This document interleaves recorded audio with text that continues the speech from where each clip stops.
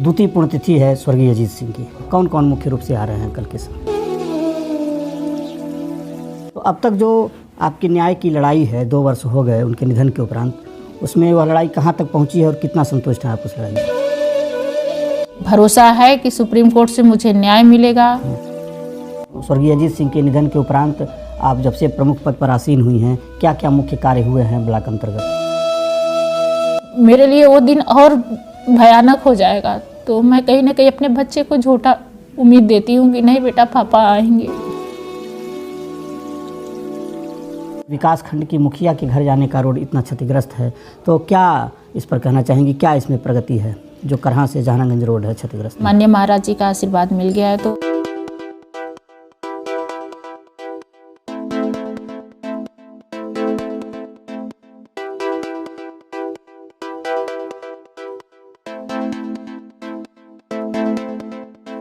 जय हिंद मित्रों, हम हैं इस समय उत्तर प्रदेश के मऊ जनपद अंतर्गत ब्लॉक मोहम्मदाबाद के देवसीपुर ग्राम सभा में। आज है 6 जनवरी और 2 वर्ष पहले प्रमुख अजीत सिंह के निधन के उपरांत, असामयिक और दुखद निधन के उपरांत आज उनकी द्वितीय पुण्यतिथि है।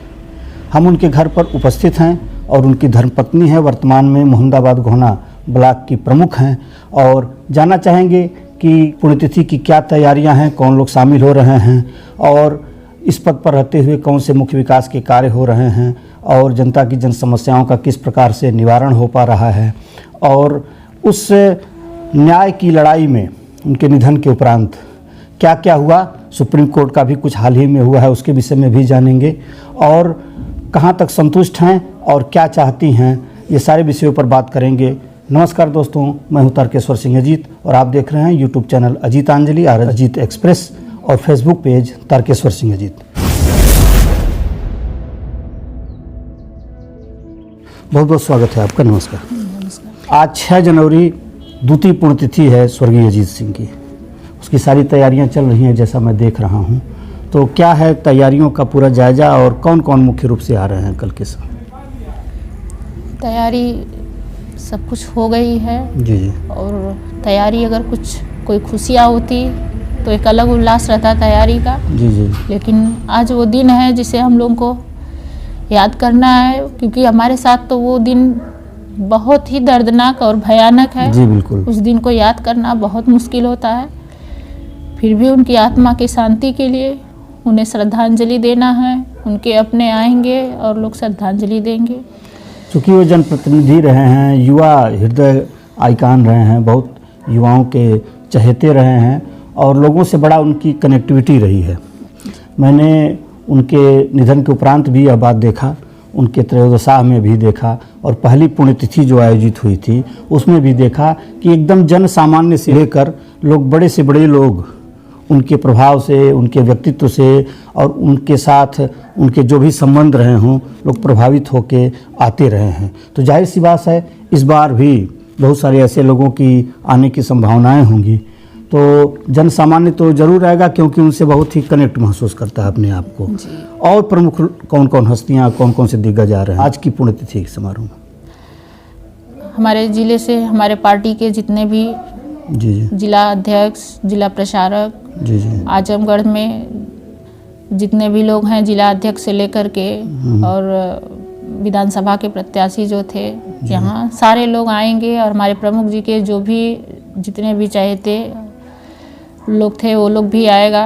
गाजीपुर से अरुण सिंह भी आएंगे। जी जी, उनको भी मैं गाजीपुर जखनिया के ब्लॉक प्रमुख हैं, वो भी आएंगे। जी जी। बहुत सारे लोगों को और सारे लोग आएंगे और हमारे प्रमुख जी को श्रद्धांजलि देकर उनकी आत्मा को शांति मिले। हमारे 40 ग्राम के प्रसिद्ध मठ वैराग्य आश्रम मठ गुरादरी के पूज्य महंत श्री के भी आने की संभावना है क्या? बिल्कुल, वो आएंगे और उनका भी आशीर्वाद मिलेगा। जी जी। ये हैं सारी बातें, तैयारी अब पूर्ण हो चुकी हैं और जन सामान्य तो आएगा ही, बहुत सारे जनप्रतिनिधि भी आएंगे, दिग्गज नेतागण भी आएंगे, संघ से जुड़े लोग भी आएंगे, बाहर की जिलों से लोग भी जो जनप्रतिनिधि हैं जो उनसे कनेक्टेड रहे हैं वह इस श्रद्धांजलि सभा में आने वाले हैं। तो अब तक जो आपकी न्याय की लड़ाई है, 2 वर्ष हो गए उनके निधन के उपरांत, उसमें वह लड़ाई कहाँ तक पहुँची है और कितना संतुष्ट हैं आप उस लड़ाई से? उस लड़ाई में अभी तो फ़िलहाल मैं एसटीएफ तक पहुंचा था, केस था, लेकिन अब सुप्रीम कोर्ट मैं गई जी, और जी। सुप्रीम कोर्ट से मुझे न्याय मिलने का पूरा उम्मीद है। और अभी तो एसटीएफ का रोक लगा दिया गया है मेरे केस में, उनको जांच करने के लिए। अच्छा, आप गई थी सुप्रीम कोर्ट? बिल्कुल गए थे, क्योंकि मुझे एसटीएफ से मैं संतुष्ट नहीं हूँ। अच्छा अच्छा। हाँ, इसलिए मैं सुप्रीम कोर्ट गई थी। हाँ, अब तक जो कार्रवाइयाँ हुई हैं, जो जांच हुई है, उससे आप संतुष्ट नहीं थी? नहीं, जब तक प्रशासन के पास था, जब तक विभूतिगंज थाने पे था, जी जी, गाजीपुर थाने पे था, तब तक मैं संतुष्ट थी। उसके बाद जब एसटीएफ के पास गया तो एसटीएफ वालों ने मेरे केस में अदला बदली मेरे बयान में करने लगे। जी जी। जो अभियुक्त थे उन्हें ये बाहर निकालने लगे कि हाँ नहीं, ये इनोसेंट है। जो अपराधी 2 साल तक 1 साल 1.5 साल तक वो अपराधी बन के था, जैसे ही एसटीएफ के पास गया वो इनोसेंट बन गया। तो इसलिए मुझे कहीं ना कहीं मुझे भरोसा नहीं है एसटीएफ पे। जी जी। इसलिए मैं सुप्रीम कोर्ट गई और मुझे भरोसा है कि सुप्रीम कोर्ट से मुझे न्याय मिलेगा।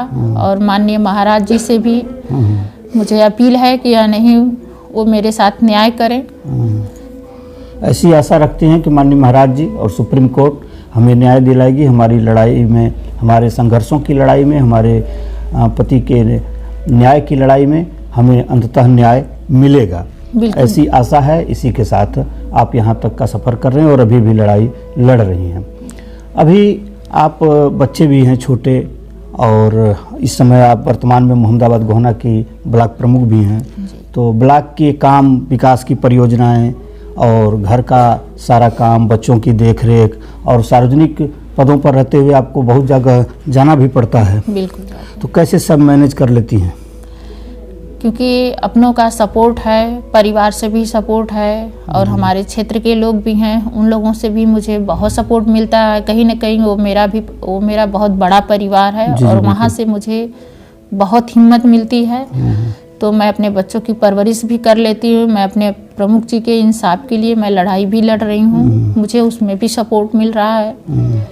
और मैं अपना प्रमुख पद का अच्छे से निर्वहन भी कर रही हूँ।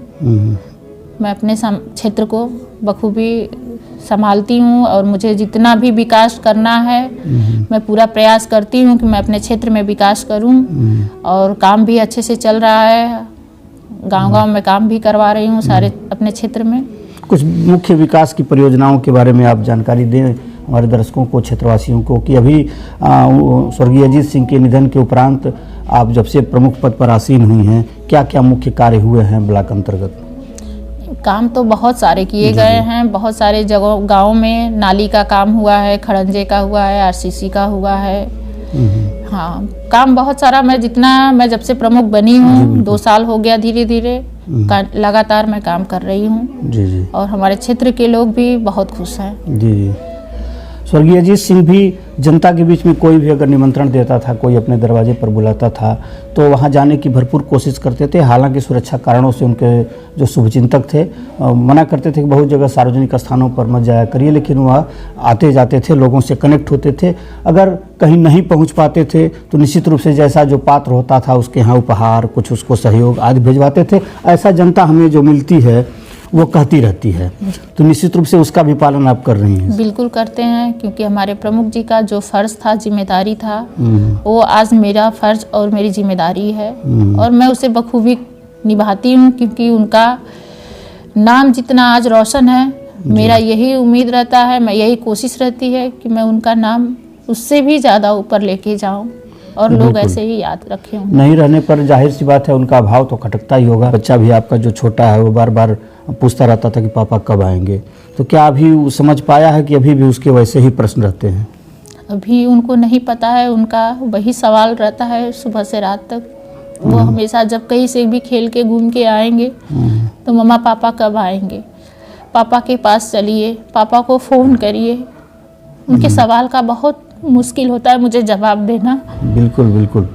फिर भी क्यों कहीं ना कहीं मैं पत्थर बन के उन्हें उनके सवाल का जवाब मैं देती हूँ कि नहीं, मुझे झूठ बोलना पड़ता है कि नहीं बेटा पापा आएंगे, क्योंकि अभी वो बहुत छोटे हैं। बिल्कुल, बिल्कुल। अगर उन्हें कोई भी ऐसा सदमा लगा, कोई झटका लगा, तो शायद मेरे लिए वो दिन और भयानक हो जाएगा। तो मैं कहीं ना कहीं अपने बच्चे को उम्मीद देती हूँ कि नहीं बेटा पापा आएंगे, बहुत जल्दी वापस लौट के आएंगे। हालांकि यह सच है कि पापा नहीं आएंगे उनके। जी बिल्कुल। अपने आप को भी झूठा दिलासा देना बच्चों के लिए और बच्चों को भी समझाना, जाहिर सी बात है इन विषम परिस्थितियों में सार्वजनिक जीवन पर रहते हुए और ब्लॉक के महत्वपूर्ण पद पर होते हुए भी सारा कुछ मैनेज करना अपने आप में बहुत बड़ा कठिन कार्य है। आप कर रहे हैं, आपको बहुत बहुत साधुवाद, आपको शुभकामनाएं कि आप सारी जिम्मेदारियों का निर्वहन कर सकें। जैसा कि कल पुण्यतिथि है, बहुत सारे लोग यहाँ आएंगे, लेकिन एक बड़ा खेद के साथ कहना पड़ता है कि करहा से अगर देवसीपुर आना हो या फिर तिलस्वा या जहानागंज की तरफ से आना हो या परासी की तरफ से आना हो आपके घर पर, तो विकास खंड की मुखिया हैं और विकास खंड के मुखिया के घर, प्रमुख के घर आने में जिस प्रकार यह रोड क्षतिग्रस्त है, तो बड़ा वो होता है कि विकास खंड की मुखिया के घर जाने का रोड इतना क्षतिग्रस्त है। तो क्या इस पर कहना चाहेंगी, क्या इसमें प्रगति है जो करहा से जहानागंज रोड है क्षतिग्रस्त? नहीं, उस रोड पे काम अब बहुत जल्द शुरू होने वाला है, क्योंकि हम लोगों के प्रयास से, माननीय महाराज जी के आशीर्वाद से आशीर्वाद मिल गया है और वो रास्ते का नापी हो रहा है। और बहुत जल्द ही वो रास्ता सही हो जाएगा। और हमारे लोगों को, मेरे अपने जो आ रहे हैं, जिन्हें जो कष्ट है वो कष्ट बहुत जल्द उनका खत्म होने वाला है। जी जी बिल्कुल। माननीय महाराज जी का आशीर्वाद मिल गया है, तो रास्ता बहुत जल्द बनेगा। चलिए, मैं आपके माध्यम से दर्शकों को बताना चाहूँगा कि करहा से जहानागंज रोड पास हो गया है और शीघ्रातिशीघ्र यह बन जाएगा। हम आशा करते हैं कि अगली पुण्यतिथि पर जब हम यहाँ आएँ तो उस बने हुए रास्ते पर आएँ। बहुत बहुत धन्यवाद, बहुत बहुत आभार।